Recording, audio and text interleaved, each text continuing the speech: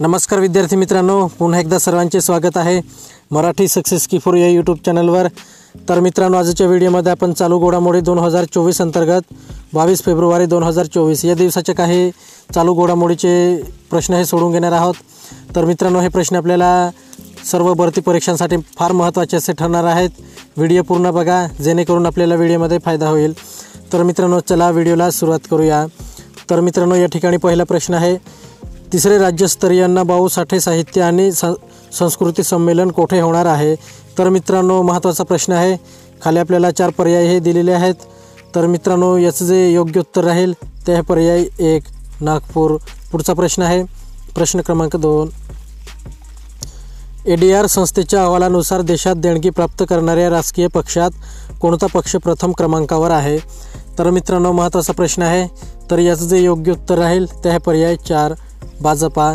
पुढचा प्रश्न आहे प्रश्न क्रमांक 3, भारतीय फुटबॉल संघाची फिफा क्रमवारीत कितव्या स्थानावर घसरण झाली आहे? तर मित्रांनो, याचं जे योग्य उत्तर राहील ते आहे पर्याय 3 117। पुढचा प्रश्न आहे प्रश्न क्रमांक 4,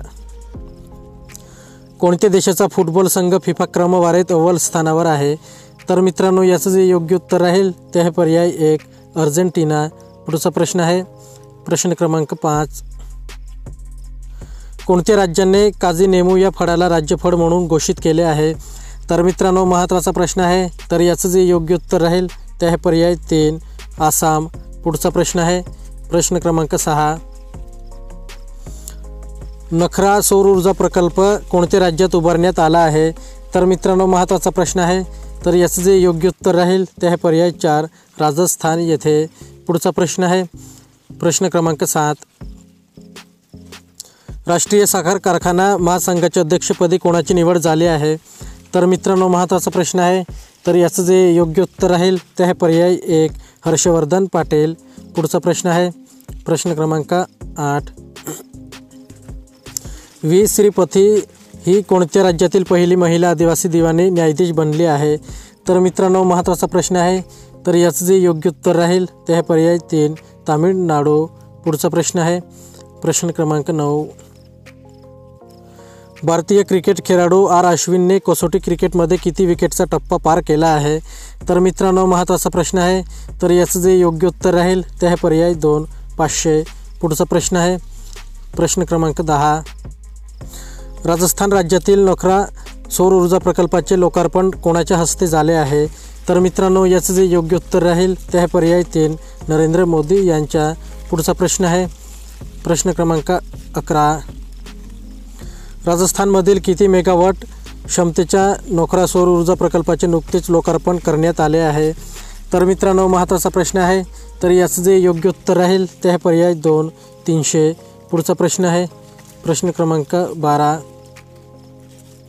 भारतीय साहित्य क्षेत्रातील सर्वोच्च ज्ञानपीठ पुरस्कार 2023 कोणाला जाहीर झाला आहे?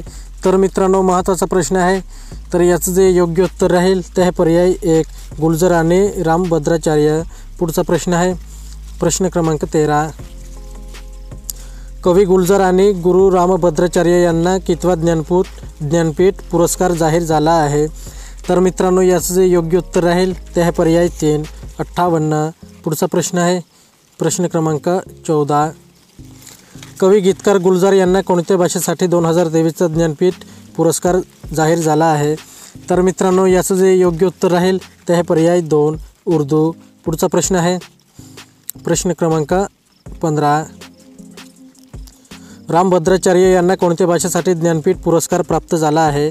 तर मित्रांनो, महत्त्वाचा प्रश्न आहे।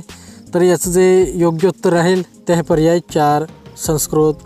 पुढचा प्रश्न आहे प्रश्न क्रमांक 16, कवी गुलजार यांच्या रूपाने उर्दू भाषेसाठी कितव्यांदा ज्ञानपीठ पुरस्कार मिळाला आहे? तर मित्रांनो, याचं जे योग्य उत्तर राहील ते आहे पर्याय 3 5। पुढचा प्रश्न आहे प्रश्न क्रमांक 17, भारतीय साहित्य क्षेत्रातील सर्वोच्च पुरस्कार ज्ञानपीठ किती भाषेसाठी दिला जातो? तर मित्रांनो, याचं जे योग्य उत्तर राहील ते आहे पर्याय 4 23।